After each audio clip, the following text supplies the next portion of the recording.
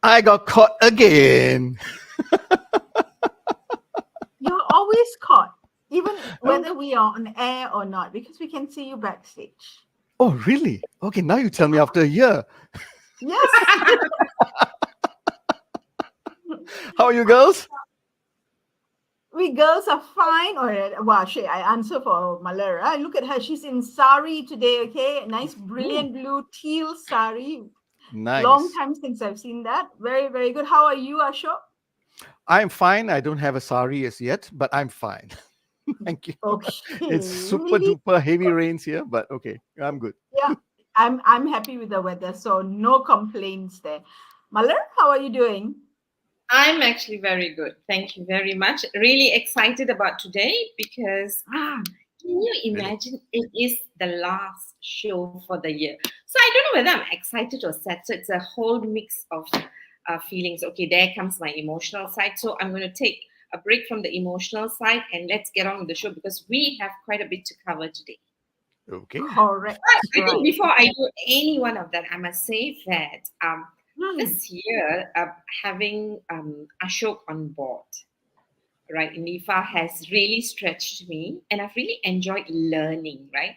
So Ashok stretched me in many ways in asking the questions that he asked with a serious look when we were doing the prep, right? And Sham, you stretched me in so many ways that, like to a point where, it's never good. It's never good with you. Because I was looking through how much of changes and stretches we've experienced this year because of the combination, working, the three of us working, and all three of us fortunately different. Right. So I'm very grateful. I'm very grateful. I'm very excited to share our milestone and our journey together. So I want to thank both of you in case I don't do it privately. So publicly, thank you very much, peeps. Oh, wow. Thank Okay, you. she didn't talk about this in our preps, right? Okay, so we'll just say you're most welcome, and it's been a pleasure as well, or a pain, depending on how it is. As you said, both comes a double-edged sword, right? Working together. But the pain, as you said, stretches us, right? Then that's when you know that you are. It's growing pain. Yeah. It's in the growth zone, right, of development. I think we've mapped out an interesting sequence of what we're going to talk about for today, being the final episode for 2023. And before we move into our thinking and planning for 2024, like last year, we're going to put that into context, a frame, connect the dots, and then move on to our thoughts about what's in store for us. When I say for us, not just the three of us, but for all of us in the leadership space, either as practitioners internally or externally. Right, what's in store for us in 2024. But before we go on, Joe very nicely put together a tribute to our guests in 2023 in a short video. And the video will take us to a revisit, like a time travel backwards, only as far as January 2023, in who were our guests, what was the theme that we covered, and what we did in the last 11 months. So let me put the video on and then come back to you.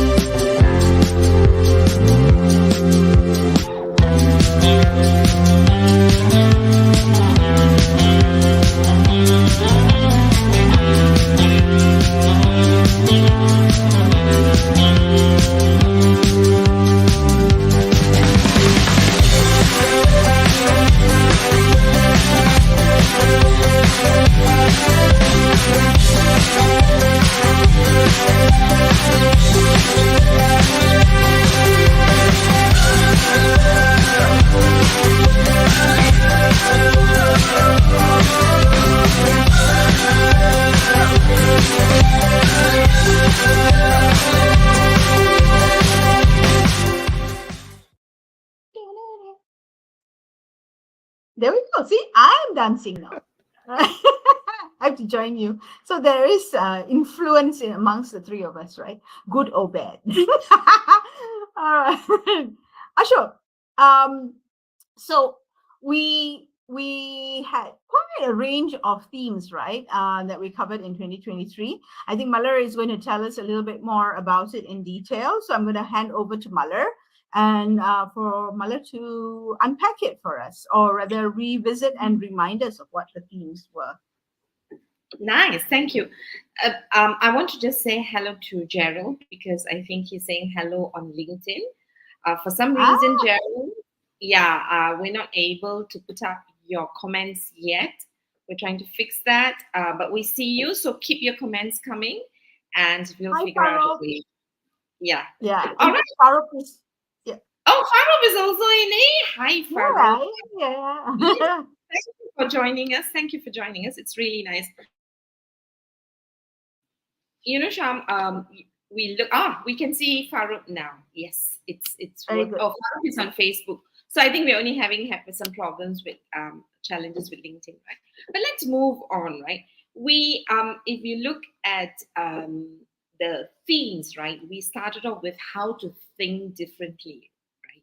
We looked at, what does it mean in leadership to think differently? And I think this is a theme that we are always thinking about, how to be different, right? And then we moved on to leaders of change. Now, as leaders, how do we lead change? As we lead change, how do we add value? So our next theme was actually value-driven relevance. Now, we don't only want to add value, but we want to make sure we are relevant, right?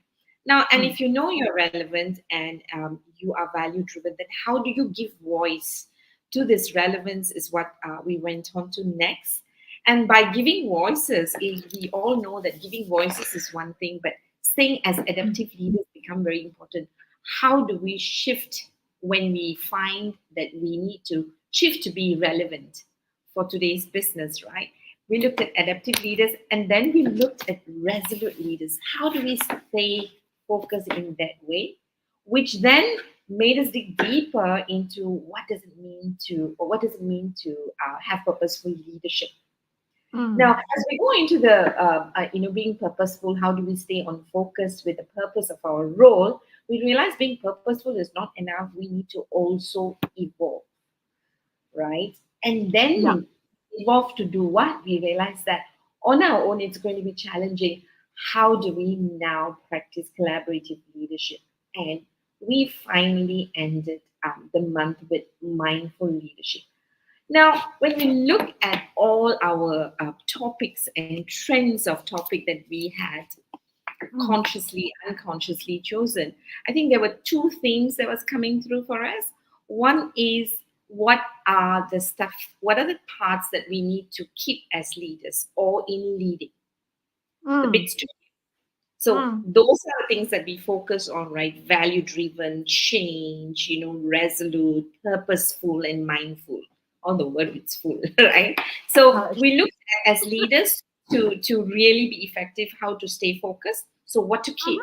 But we also grappled with the idea of what needs to change, right? So we looked at, how to be adaptive. What are the changes that we need to do? How do we evolve as leaders as well as, lead change, right? So two things kept what stays and what is relevant stays. Some things we need to relook. What worked yesterday may not work today, may not work for tomorrow, and those things need to shift, right?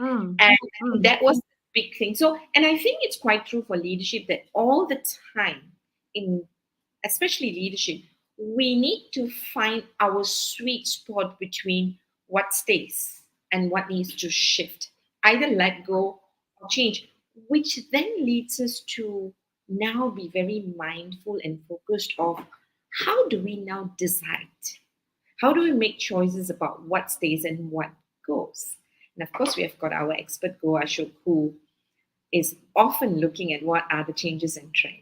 Yes, he does. I was so intrigued. I was just listening to whatever you were saying, Malar, like, wow.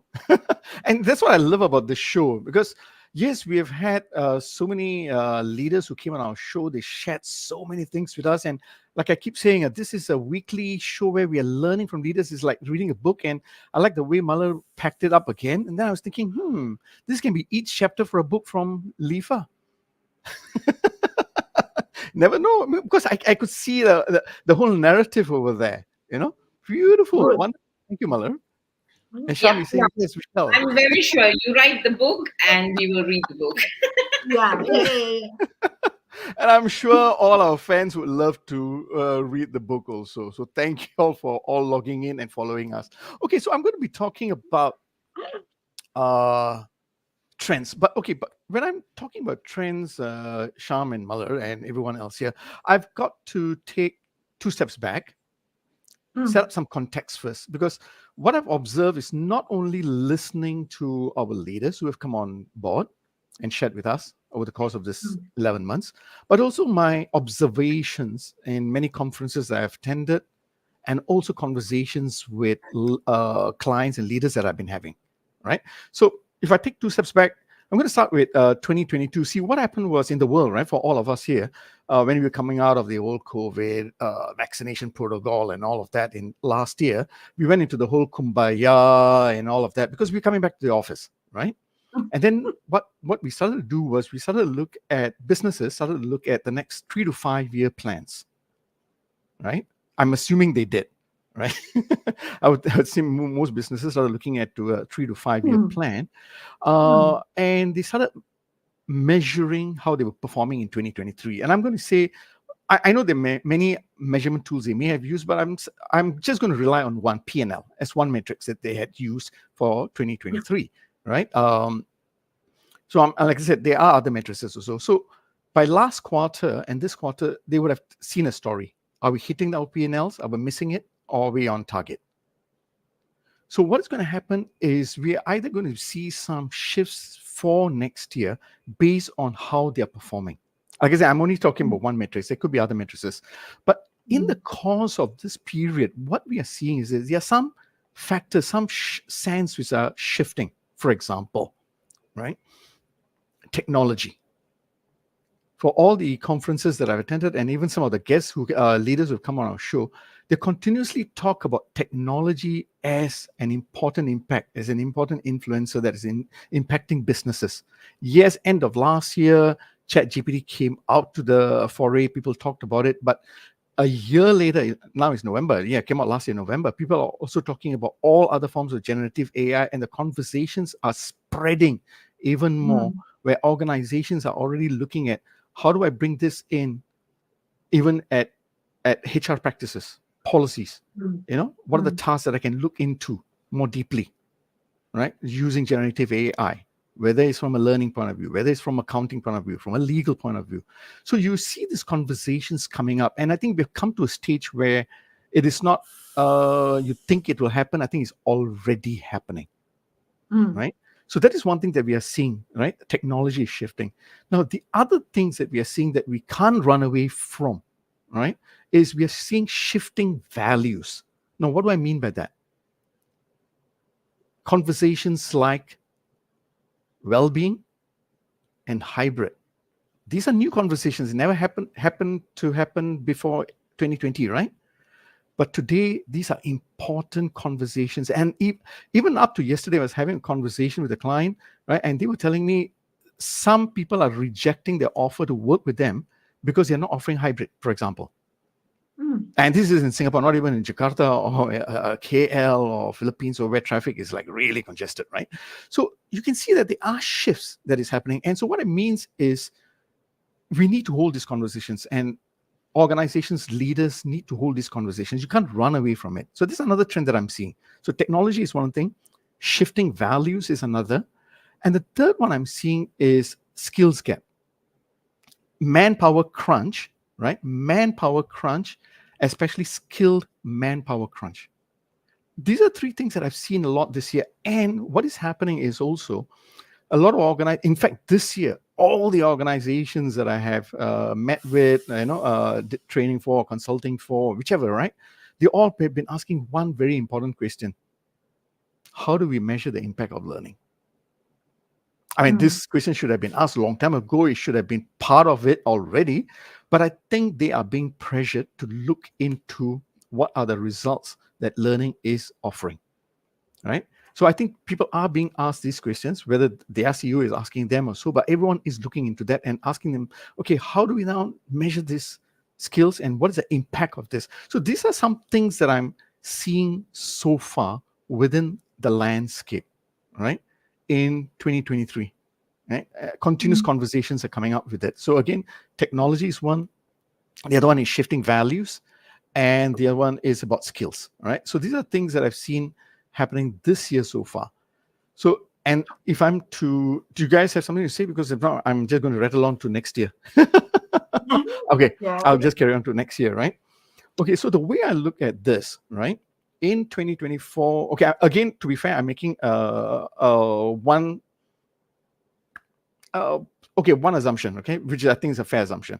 I think every one of us is going to focus on revenue growth. Okay, so I'm putting that as a priority.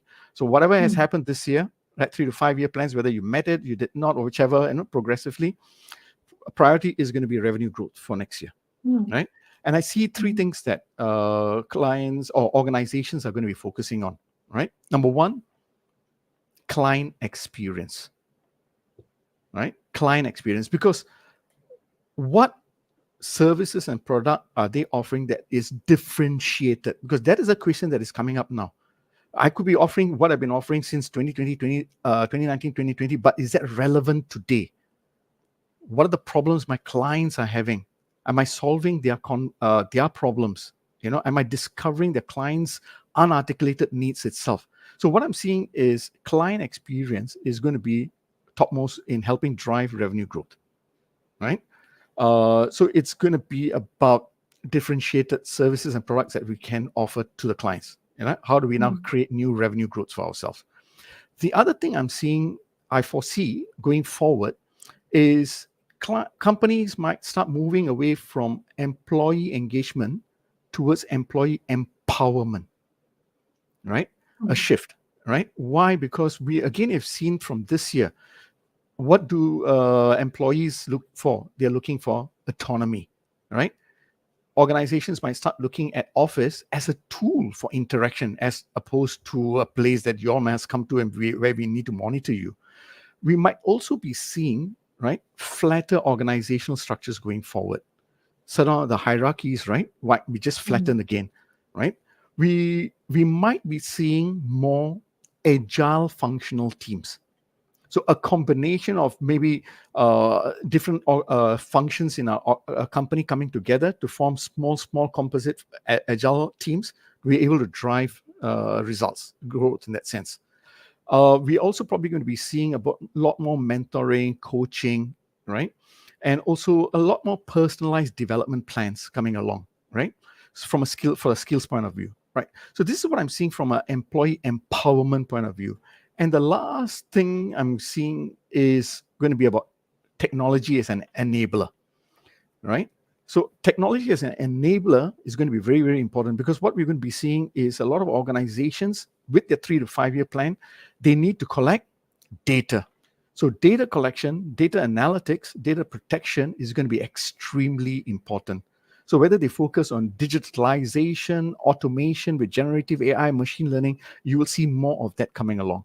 So 3 things I'm seeing going forward is client experience, employee empowerment, and technology enabler. And in terms of organizational change initiatives per se, it probably falls under 3 categories, which is digital transformation, process improvement, structural changes, right? So these are some of the trends that I've seen from this year. Again, I'm just looking at P&L as one way to look forward, what they're measuring, the matrices, right? And with the squeeze of talents, skills, and shifting values and technology, this is what I see going forward in 2024. So these are some of the conversations that are going to come. Again, do we have rule books, guidebooks, playbooks for the future? No. We are in work in progress. We're all learning. We are learning. And these kind of platforms like LIFA is a great platform to bring these conversations forward so that we can start thinking about what we can do. How do we then approach these factors for the future, right? So, yeah, so that's what I see going forward. So this is the trends, and this is what I see going forward. Okay, I was going to do that. I wanted to ask you, so the plug for Leadership Inflow Asia. I think it's not just we can figure it out, but I think we can also model others who are doing stuff ahead of the curve, because the people, the leaders that we speak to are what we call the quiet leaders, right? And they are introspective, and they're doing a lot of some of these thinking already. And it's to unpack. What we do is we basically unpack the intelligence that's in their heads or in their hearts and bring it together, right, in the program. And what they're attempting to do also, right? Yep, yeah, that's right. What are they grappling with? What are things that they are working on, and so forth. Malar, you put Lewis's point here, and this is it relates to the point that you had about hybrid work, Ashok. And Lewis says it's becoming a norm where people are asking for hybrid work arrangements. They even go to the extent of rejecting offers if there is no hybrid model. Companies are adapting and changing their working model. Maybe Lewis needs to talk to Melanie Sulaiman and her take on hybrid and how it works, and how she shared that with us 2 weeks ago on at the festival. Yeah. But I think I think where Luis is coming from is because he's into talent acquisition, right? And recruitment. I think he's recognizing how organizations are changing because he's bringing both parties together. In fact, yesterday I was at a conference, and this was one of the questions that popped up as to really what should we do, because our working model, hybrid might not actually work. So what is better, right? And I think it's a conversation we'll continue to have. In fact, when Ashok was sharing, what came up to me was that I think that if not all, most of the things, except for maybe generative AI that has got louder, all the factors that you had mentioned, I think all of this, we've already been hearing about it pre-2020. But I think now post-2020, i.e. post-pandemic, because of the changes that has happened, it has become louder, right? And I think what is really interesting, like what you said, when we look at our guests who have had experience either doing it, trying it and becoming successful, or trying it and having had learning experience who come and share with us, help us find our own sweet spot in the decision that they are trying to make as leaders. Because the thing about leadership is that it's not either or, unfortunately. And at least in the past, it's either or, which is only two factors, right?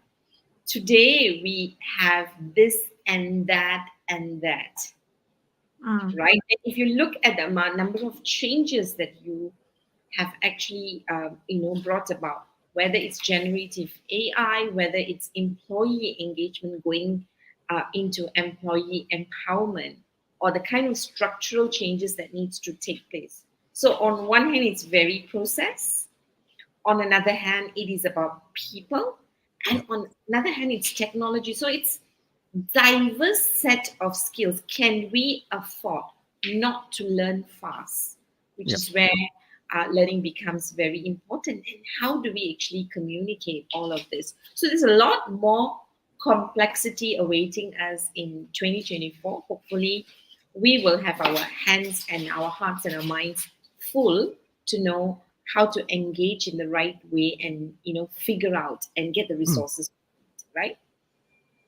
Right. I I just wanted to ask a question that maybe we can bounce it off amongst the three of us, right? You took the metrics of P&L. We also know that in Singapore, ESG has become a very important factor for evaluation, right? The measurement. Sorry. How do you see that? How do you see that sitting with the PNL, or how do you see that working with the shifts that we're seeing? Is there any correlation, and also where the movement that you see, we need to look at in 2024? Okay, so from a ESG point of view, yes, companies are talking about it, but I think they're also grappling about at what levels and how do we do it. They're experimenting it. Some organizations are still parking it under the CSR, right? Some of them have even looked at how can we embed it into a KPIs also at an individual level. That means it can be as simple as what they do on a daily basis in terms of saving electricity or waste paper, whichever, small things, So I think companies are still trying to understand it, because even within ESG, there are different assessment and measurements, right? Yeah. People are trying to have a grapple with. Now, that is at the MNC levels. I think they've got the deeper pockets, so they have embedded it in some form or the other. Now, at the SME levels, if you talk about ESG, they'll tell you sustainability. I want to make sure I have sustainable profits first. All right. But if it becomes a requirement for me to be able to do business overseas, then I might look at what is a bare minimum. And I will look for what are the frameworks or the funding I can be able to do that. So yes, ESG there's a little buzz, but it's not been pushed down very hard as yet, because I think at the government level also they're looking at how do we help the SMEs? What levels do we help them with? MNCs are able to embed it themselves. Yeah. So it's just a space to keep an eye on as we go along. Yeah. I suspect in Singapore it's going to become a little bit more important than it already is. And it might be something that organizations and leaders have to pay more close attention to. But that's a suspicion more than anything else, more of a feeling. Right. Okay, right. So we are hitting the mid way, and based off, and let's launch off from what your insights around 2024 or for 2024 is, right? In terms of moving away from employee engagement to employee empowerment, you're looking at a stronger focus or more in-depth focus on client experience or customer experience. Technology as an enabler. And an enabler, right? We are going to we're going to look at how, in order to support that, how we can connect the dots in terms of a change or transformation perspective, communication perspective, and a well-being perspective, right? Okay. So change is your space, Ashok. Okay. I would like to talk about some frameworks that I've learned in this year, right, 2023, as I talk about this, because this is going back to what Malar says. This is very, very important. Okay. So, regardless of what are the changes that we're going to be implementing at the organizational level, whether it be digital transformation, I'm just classifying it as these three, right? Digital transformation, or whether it's structural or process improvements, right? What I've seen is from a change experience itself, a committed leaders are going to be extremely important. Now, I'm not just referring to leaders who stay at the very top, right, who could be sponsors, but also executive type execution team leaders. That means your middle managers and all that. I'm also going to call them leaders, right? Yeah. Now, this group of people are extremely important, right, in being able to drive the change. Now, what I've realized this year, right, and it struck me early part of this year in March, I think, when Malar introduced the authentic leadership framework, right? Developing as a, there you go. Thank you very much for that. And this struck me. I said, you know what? This makes a lot of sense, because I also noticed that among our leaders this year who came to our show, I call them the self-aware leaders, right? I call them, at different levels. There are different levels of self-awareness, but they all have the self-awareness about who they are, about their identity as a person, as a role, right, in an organization and even outside the organization. So they have that self-awareness of who they are. They tend to have the clarity of their values, right? And yes, they know their strengths and weaknesses, and therefore they know their sweet spot in terms of the gifts that they have. What are the talents that they have? What are the gifts that they have? And they are in a very good position. Like, they have a very 360 view of being able to support people, teams, right? And when they look at an integrated life, they're looking at not their role in an organization, but in the community and society as a whole, right? And this is something that I've noticed among all our leaders, at various levels, at various depth levels and all that kind of stuff, right? And if for whatever change that we are going to be driving, right, this is something that has to stay. Leaders who are going to be responsible in executing change, who are going to be driving the change or sponsoring the change, they've got to be deeply self-aware about who they are and how they show up as an authentic leader in executing these changes and driving this, because they are relating to people, right? They need to have the deeper level of empathy to understand what are their concerns from people's point of view. How will this change impact them? The conversations they're going to be having, right? And like a leader who shared with us last year, leaders are paid to hold conversations, right? If you remember what Vijay Madhavan said last year, right? So, and this is something that is very, very, very important, right? And to me, this is at an individual level. To me, I think this is not just only for leaders. I think everyone should get into this space of understanding who they are, going deeper to understanding who they are, their values, their understanding their sweet spot, right? But in an organization, as we are leading and driving the change, self-aware leaders are going to make the biggest impact, who have a very 360 view of not only the business results, but their team performance, and also about the individual growth as a person, as a leader, right? So this is something that is very important that I see, right? Now, the other one, and the other framework that I like to refer to, Malar, is the ADKAR framework. Yes, we talked about it from a change perspective, right? Now, what is going to be important is this. I know this model was developed when they were trying to help people with personal change, but it can be done for organizational change also, some aspects of it.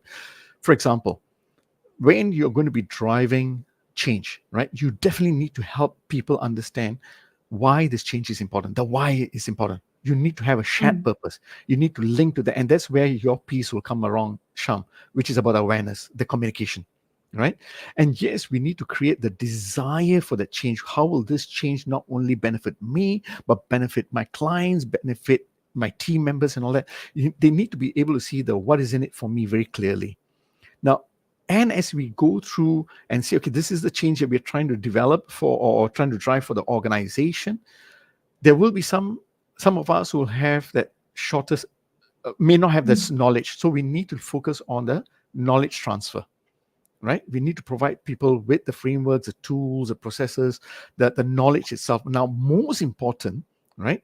Like I always keep saying, classroom teaching is only 20% effective. The 80% learning effectiveness comes from you applying what you learn. So a lot of the times when we talk about skills, this is where we need to focus on creating the ability of the people to have the skills, to develop, to drive the skills, right?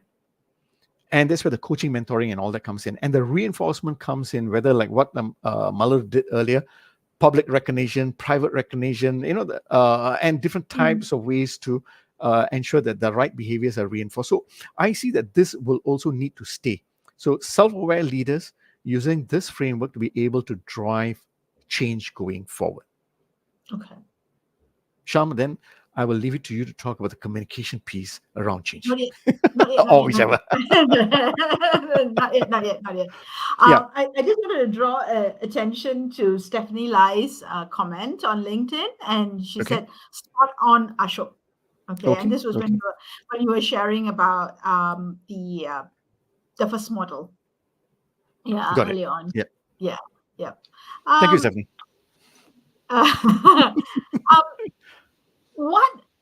What would be, like, for example, right, the top 3 skills, Ashok, that you think that in your mind are critical for, I know you gave the frameworks, right? But in terms of skills, what do you see in your work in change and transformation that you've been doing for quite a while now, would be the top 3 skills that either as a individual contributor or a leader of teams would need to have to be able to navigate transformation, whether small, big, it doesn't matter. Yeah, right. So what do you think are the Okay. So I'll talk about leaders, right? Whether it's middle managers or thereabouts. Mhm. Communication. Now, when I refer to communication, I'm not just talking about your town hall level communication. I'm talking about really the interaction levels, right? Interaction, your conversations. That is extremely important, because you're going to have many kind of conversations with stakeholders, with the individual contributors, everyone. So it's about so I'm going to park it under communication / conversation. Sure. Extremely important, because you will have difficult conversations along the way. Yep. Right. The other thing is about decision making. More often than not, I've noticed, right, this is where people get stuck. They're not very clear about who's accountable, who's responsible, right, how information should be shared with the right group of people, and what are the type of decisions that needs to be made, right? So people do not have very clear decision making tools or processes, and this is where they get stuck. Oh, what's the next step I take? And the other thing is, because sometimes with change, we're bringing so many different groups of people. You need to have trust. You need to learn how to bring in trust, right? Because you're working with different functions in different organizations, maybe depending, right? Different stakeholders. Trust. So these are 3 important things about how you build the trust, have the ability to converse or communicate in that sense, right? And make decisions. Okay. And I think that leads us very nicely into the next piece, which is communication, and which I'm going to link to trust anyway. Okay. All right. So thanks for doing that, and also for summarizing what, from a change perspective, we may need to be focused on, right? So in communication, on my segment, what I want to do is, in a way, contextualize communication. Right, contextualize communication, or as well as build a case for communication skills, right? And the reason I'm doing that is, or you might ask me, why am I doing this, right? Because communication is one of those top skills that you see in many reports, or all the reports, the Gallups, the McKinseys, the Mercers, right? It comes out as one of the critical skills that you need to have. Yes, it does. At the same time, on the other hand, I think sometimes there might be a tendency for leaders in organizations to downplay, or it's communication. It's a no-brainer kind of a thing, right? So what I like to do is just start off with the impact of poor communication, and I found this in a document by project.co, right? I'm going to put it out here just for you to absorb it, while I give you some statistics. And the statistic is this. It was a research done together with Grammarly. Grammarly, for those of us who use it, it's an editing language software, right? I love it. I hate it. It's a love-hate relationship. Anyway, it says in the research, poor communication costs. This is very US-centric, but I think we can extrapolate from that, right?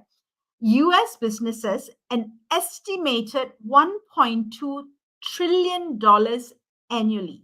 Not billion, not million, trillion. Okay, we've gone into that space of trillion, yeah?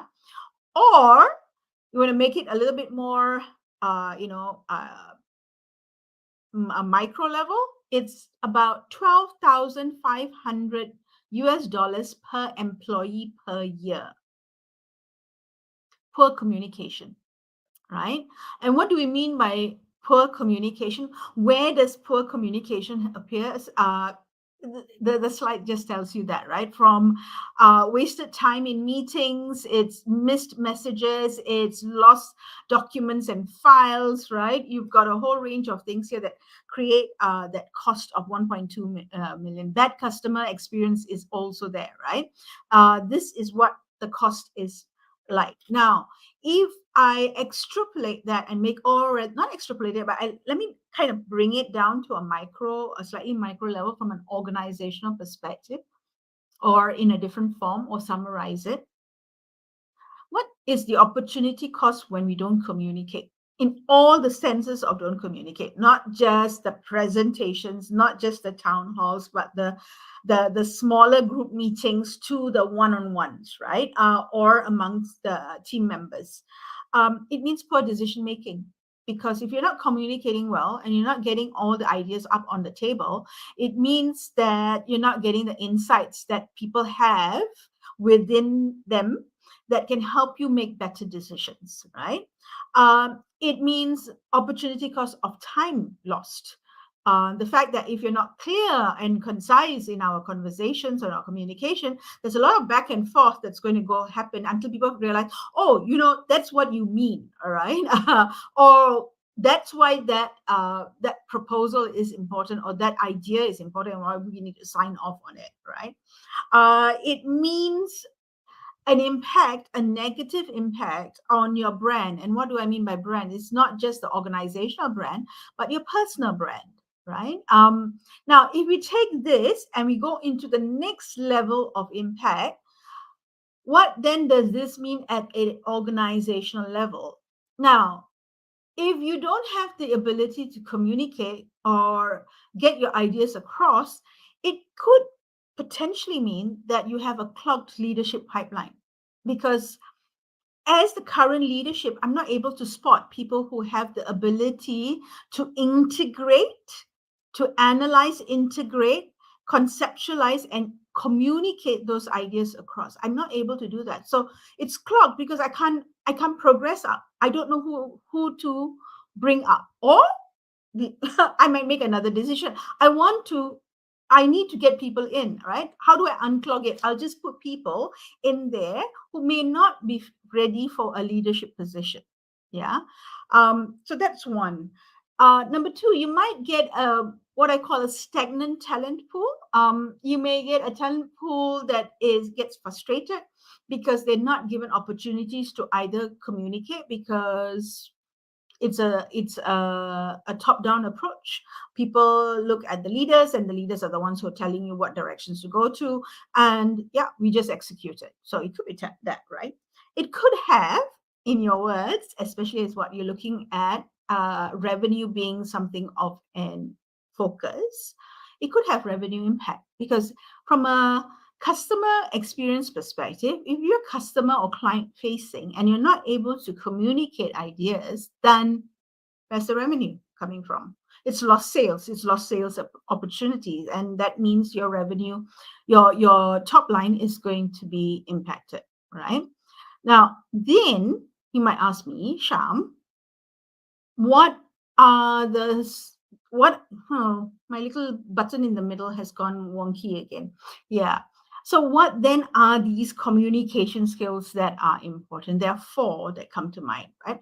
not come to mind. These are the 4 that I called out based on my readings and what are the different. There are lists that go on for 17 different skills. Okay, I'm like, okay, let's not deal with 17 different skills. Let's deal with the skills that we can pass on. What are the critical ones? Listening is one, right? And when I thought about listening, it's like, how do you develop listening? And I thought, okay, maybe a way of thinking about building listening skills in teams and organizations is to look at systemically what can we do to allow people to listen better. So, for example, things that I thought of would be something along the lines of, in meetings, the leader in the meeting, or the team, the meeting facilitator, is the last one to talk. Okay, giving the opportunity for everyone else to talk first. All right. In meetings, we show respect by allowing the person to finish what they want to say before we jump in with an idea, rather than talking over each other. For example, 1 or 2 examples like that, like systemically, or from a process level, setting up a framework that allows people to listen better. Okay, as opposed to a learning or intervention. We learn that way on the job. Being clear and concise. And when we say being clear and concise, people are time poor. People don't have time for lengthy, presentations, lengthy explanations. They want it, in a crux, in a concise way. How do I get this message across? Sometimes, as short as 90 seconds. How am I clear in saying what I have in my mind? What's clear in my mind comes out equally clear in how I speak about it. Whether it is the town halls, right to the pitch that you're making, to the feedback session that you're giving, to that, impromptu request of or asking of a question. How do I do that, right? Clear and concise is one of it. Yeah. I'm going to leave the yellow button and jump across from clear and concise to business acumen. And I chose this because I don't think it comes up often enough. And also, on Tuesday, I attended the SHRI regional outlook, HR outlook for 2024. And one of the core competencies that came up in the discussions that we had, in the panels that we had and experience, was that HR needs to have the business acumen. I don't think it's just HR. I think all functions need to have a business acumen, right? Finance has to have a business acumen. Engineering has to have a business acumen. R&D has to have a business acumen, because if you need buy-in from the other functions, you need to understand how what you're saying relates to them and make that connection for them at that intellectual level. If not, they're not going to make that connection. And so that is very, very critical, because if you can connect the dots for them, decisions are made a lot faster. You can go grab those opportunities that are, staring you in the face, all right, or solve the problems that need to be solved very, very quickly. All right. And the 4th component is well-being. All right. And from a well-being perspective, that emotional intelligence, not well-being, but emotional intelligence, people call it non-verbal communication. To me, it's emotional intelligence, right? It comes out in the non-verbals, right? How you feel, how you manage your emotions. It comes out in your voice. It comes out in how you connect with the audience, with the person, on eye contact, and all of that. And I think that brings us very nicely to the 3rd component we're going to talk about, which we see as being very, very critical for 2024, aside from change and communication, and that's well-being.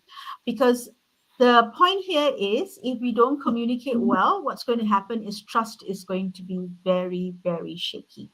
And I'm going to hand over to Malar to do the well-being piece before we have any other Q&A. Malar, over to you. Let me remove this and bring us back here. Thank you, Sham. So I did actually, Sham, when the first statistics that you showed actually had fatigue, right? Yes, and stress in there. Yep. Fatigue, right? That's interesting. So, and you know, why is well-being important, right? If we look at the number of changes that Ashok looked at in terms of trends, so can you imagine how much we all need to cope, right? Cope, not just cope with little resources, lesser resources, more outcomes, i.e., more results in terms of KPI revenues, and all of it while learning new skills. Now, tell me that it's not overwhelming. I don't, yeah. So, we need, we really need to stay focused, because what is in front of us is actually overwhelming, right? And when you asked Ashok the question on ESG, I think two things, right? He was talking about MNCs having deeper pockets and all that. I think a lot of companies are figuring out first how to survive. Forget about thriving and long term. It's really day-to-day survival, right? Now, that brings us to the fact that why do people want hybrid work, right? Why are all of these issues coming up with talent, with employees? It's because they find that I would have more control. Ashok spoke about employee empowerment, control. So, but first, let's look at some statistics that actually prepared for a conference yesterday, right? Now, what is really interesting is 40% of so if you look at stress levels, there's an increase of stress levels 40% on a daily basis over the last 10 years. It's moved from 30 to 40. Now let's look at some Asian statistics where Malaysia and Singapore has taken part. Now, we used to be scared of coronavirus, right? The number one fear, concern, health concern people have is mental health. Over cancer, over stress, all right, over drug abuse. So that's really interesting to say what we've been through, what was scary for us. Now, so why are we worried about mental health? Simply because it is really affecting us and it is real for us. It's a real issue for us, right? Another stats that I shared at the conference yesterday is this, right? Now, we are so focused on mental health. 86% of people, right, in this part of the world say their physical health is a priority. Right? Now, that brings us to the question of when we talk about well-being at workplace, what does it mean, right? Now, in a McKinsey report, they make a very simple, connection, right? If you look at well-being, there are only two things, right, at work. One is burnout. Now, what causes burnout is the demands of the job. What needs to happen if that you have a demanding job or the demands of a job? How do you cope with it? You need to be empowered, and that's exactly what I should say. Now, so the question is this, right? If we don't want people to burn out as leaders, number one, we need to make sure our demands are realistic. For that, we need courageous leadership. Now, it's not whether it's, like what Ashok said, hybrid work or, working from the office. We all now know, even pre-pandemic, we already have challenges with time because most of our time is eaten by meetings. Fatigue came up just now. Now, when you're so tired, can you even think? We're talking about optimal performance. All right. So we need courageous leadership, and think about how when we get into meetings with leaders in organization, they're saying, I'm having back-to-back meeting. It's become fashionable to say, I'm having a back-to-back meeting. Which probably equals to success.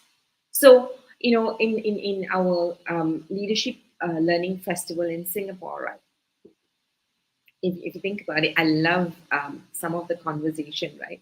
I think one of our participants share how they have open calendar. Now, why? Because you don't want to have this back-to-back meetings and you want to be respectful of the time that is required for recovery. So courageous leadership, our leadership in 2024 has quite a number of things, but all of these things that we are bringing together in terms of change that we need to cope, how we're going to communicate it, will lead on to how we're going to execute it. And when we execute it the way we execute it, the impact would be the well-being of our people. Now, if we don't look at the well-being of our people, the opportunity cost and the sustainability cost in the future is we're going to lose talent. We're going to either physically lose them to illness, right? Or we're going to mentally lose them because they are not going to be at their best at work. So, and so we're looking at inputs and outputs, right? So how do we make sure the demands of the job is realistic? So we need tools to know how much can one handle. Now, which then means I need to see what sort of skills they already have for them to cope with the current demand. What skills do they require so that they can cope with the changes and the new demand? Because when individuals are able to cope, which is why I think one of those things Ashok brought up was personalization and customization. So you will find that development plan now, because of the way we are working and because of the complexity that we are coping with, the more customized we are able to make development plans, the more customized your job functions become, the better we are going to thrive and not cope. Otherwise, coping would be the only thing that is available, right? And it's really becoming important because not only we have a well-being issue, that's affecting workforce, it is also affecting us socially, right? Because with the longer hours of work that we are putting in Asia, especially Malaysia and Singapore, statistics shows that we work very long hours. That simply means that we're going to cut away socially where our families are concerned, where our social life is concerned, which is also then going to affect our well-being. Because in the past, when we come to work, work was part of the space where we built community. It was part of our community building and we were part of the community. So leaders of 2024, we have a lot to cope with. One. Number two, we have various complexity to deal with. But I dare say, after talking to all the leaders, I don't think it's like totally new, but I think we need to be really, really clear to navigate through 2024 so that we don't just survive, but thrive with clarity so that we can cope with the changes that's coming and communicate it in a way that it resonates with the people who are interested in us, right? Which means that we need to build trust. Now, there is a comment that I'm going to put up. I assume this is Stephanie because I'm not looking at it. It is. Yeah, it is Stephanie says, for some reason, Steph, the system is not picking up your name. She says, resonate with Malar on the courage to say no. And I think this is going to be a big thing because the more leaders say yes to the demands of the business, the well-being of our people and our future is going to be affected. So that's quite a bit, which will mean that we have an exciting job next year with LIFA, all right, trying to source up for the right speakers and get all of this together. Yeah, we have, and we need to do some thinking about how to do that. Right, that's on our plate. Yeah. So as much as we are finishing off in November, it's not. It's more for us to reset and recharge before we come back again in 2024. Ashok, what's your wish for 2024? I'm just amazed, right? With Malar has just given us a very clear direction for 2024. Our narrative for LIFA is how to thrive with clarity. So what we're going to do is we're going to break down, right, what stops clarity, right, and how to create the steps for clarity, right, and what are the skills required. Because she brought up a very important point. How do we help people build skills today to cope with stress today itself? That's a very good starting point also, is it? So I think she's given us a very clear idea of how to thrive with clarity going forward in 2024. So that I'm excited, right? November might come to an end for the show, but not for us, where we put in our thinking hats and get into working for conversations for next year. I'm excited. Yeah, Right. I think you need to temper his excitement. Every time he has excitement, we get to do a lot of work. Yeah. Yeah. Yeah. No, I love Ashok too much to say that because he does a lot at the back end. So no, Ashok, yes, it is quite scary, but yeah, I mean, we know you will do the work. Yeah. Wow, this is a digital Tai Chi that just came out from nowhere, man. It's public recognition. With great power comes great responsibility. Righto. All right. And you know what? And that brought us to an hour, right? Yeah. A great summary for 2023. And thank you all, Sham, Malar. It just went by. We could do another hour. No, everyone. Okay. All right. So leave it to you to do All our right. closing. Closing. Yeah. So that's your wish, Ashok, for 2024. I think for 2024, as Malar said, clarity would be a focus in terms of knowing what you want for yourself, in terms of your personal growth. You're a leader. What is that?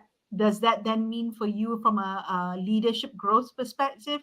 For you to get the optimal performance that you have aimed for yourself. So it's all about empowerment, as Ashok had talked about it earlier on. So yeah, that's I think in a way, it like Ashok, you also said that it's going to forge our direction for perhaps 2020. The direction we're going to do for 2024. Yeah. So yeah, something to think about. Something we hope that we have left you to think about as well. Have a good rest and a recharge for the end of the year before you start 2024 again. Look out for when we announce when the first show is. It's not necessarily the first of 2024, but yeah. We're going to plan that and let you know when the first show starts and resumes in 2024. Malar, any last words before we end? You can see my lips. I'm dying to say the last word. So my word is courage. My hope for us as a team and for the contribution of LIFA is that we will find the courage to bring on the right topics and courageous speakers who need to do the right thing for the people. That's really where my heart is leading me. So with that, thank you everybody for having supported us, especially those who show up most weeks or try it every week, and for passing on a good word about us. So have a brilliant year end, and whatever it is, let's have a great start to 2024.